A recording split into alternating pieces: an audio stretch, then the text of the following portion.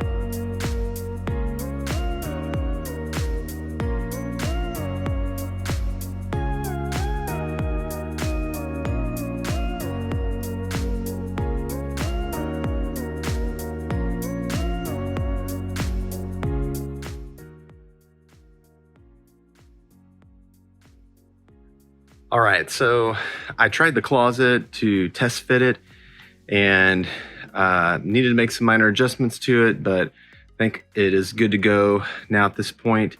And what I'm doing now is I'm taking these strips that I cut out previously, and I've got 3 of those. That may need more, but I'm starting with 3.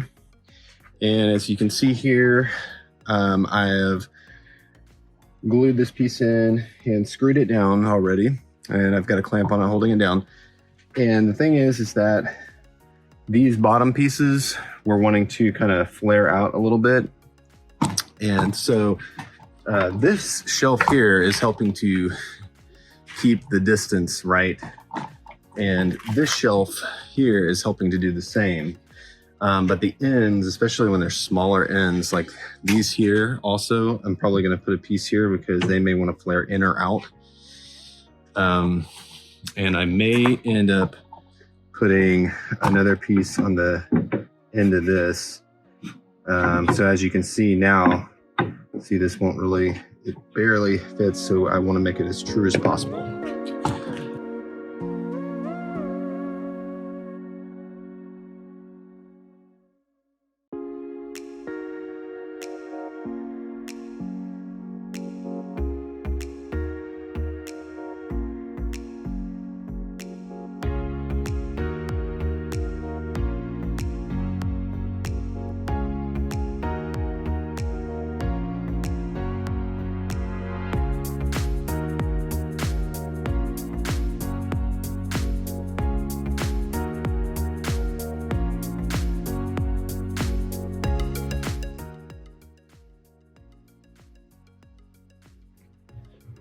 Okay, I just finished the last touches and I'm ready to do another test fit.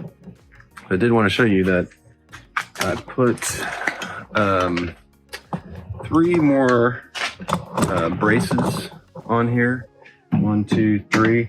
And that's just because to prevent this from bowing in or out, I kind of want to just keep it really firm. This is the back side of it. And I don't really have to worry about doing that on the front side. Because that's where the face frame is going to go. In the face frame, I can keep it exactly where I want and then glue and nail it in.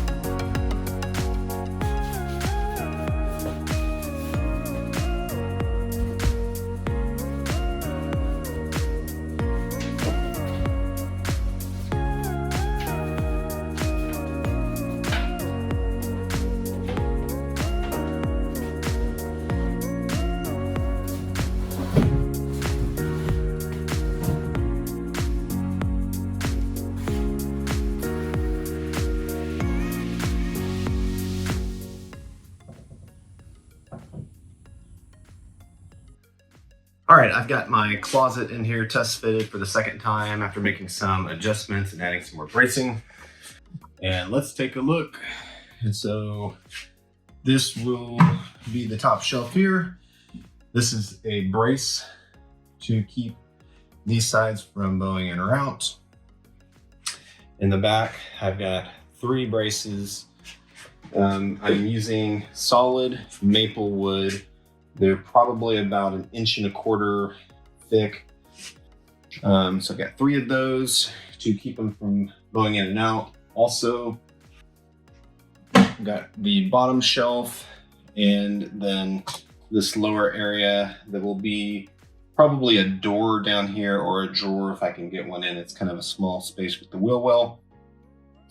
But from here all the way up is going to be a large door that's open, and we'll have a closet rod that goes here so you can hang some clothes.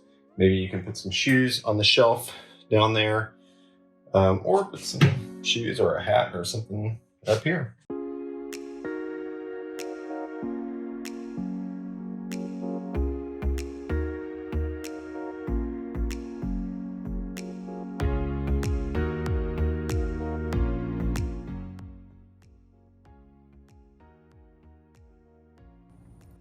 Okay, I finished making the face frame for my closet, and it looks like this.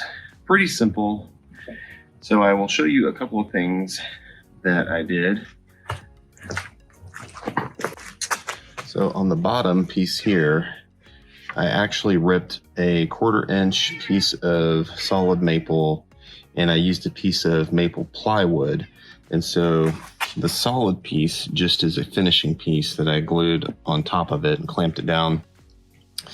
And the reason I did this is because I didn't have a thicker solid maple on hand. And rather than wait to go buy some, I just decided to make one that looks pretty good, and it's going to be painted so you won't be able to tell. So from the front side, you know, the seams I might putty in a little bit, but it should be good. Okay, and then on the opposite end, the thing I want to highlight is if you can see this miter cut here. So it's just a 15-degree miter cut on the ends of these stiles. And then this rail to match it, I also pushed it through on a 15-degree angle through the table saw, so that the top, it curves with the ceiling of the Airstream.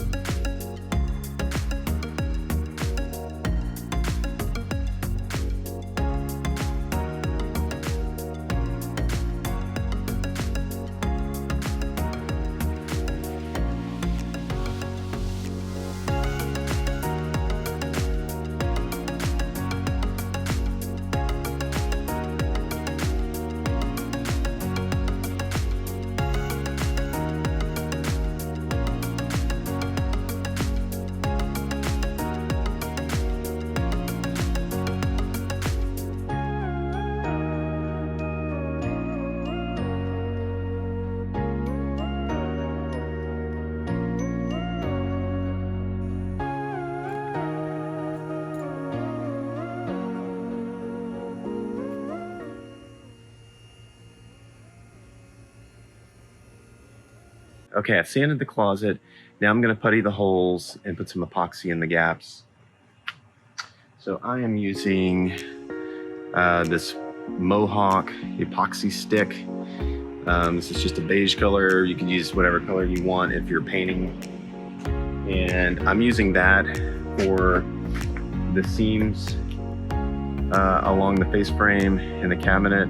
And it'll just ensure that it looks very smooth, as if there's no seam. It's gonna be a better product to use than any other wood filler. For the nail holes, they're so small, I'm gonna use this plastic Wood X by DAP. It's pretty good wood filler, stainable, paintable, shrink resistant. So it's a pretty good product. So I'm going to start putting these on right now.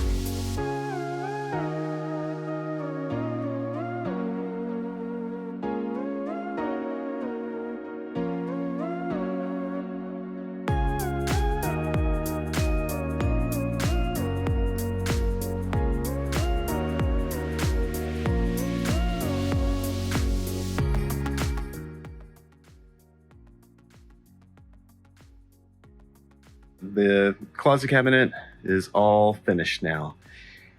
Face frame on, all the holes and seams are puttied and sanded. And so really it's just ready to be installed and then painted later on. Okay, everything looks pretty good on this closet install so far. Haven't actually screwed it down yet, but it is looking good. It's got the face frame on it. and it's fitting pretty good in here with the other cabinet next to it. Now these will be tightened up here, exactly on the same plane, screwed together down here, so it should be seamless on these cabinets. And then I've got a series of pocket holes on the bottom legs, so all in here, and then on the other side down here where I'll be screwing it into the floor. I'll be screwing these two cabinets together, and then I will also probably use some metal brackets. I'll probably come back near the end of all the cabinet work and put metal brackets that are riveted into places on the wall, or possibly the ribs or some of those points that are stronger, and then screwed into the cabinets. And that will help it, you know, just be a little bit more firm and stiff in place. Other than that, that is all I'm doing for this closet install.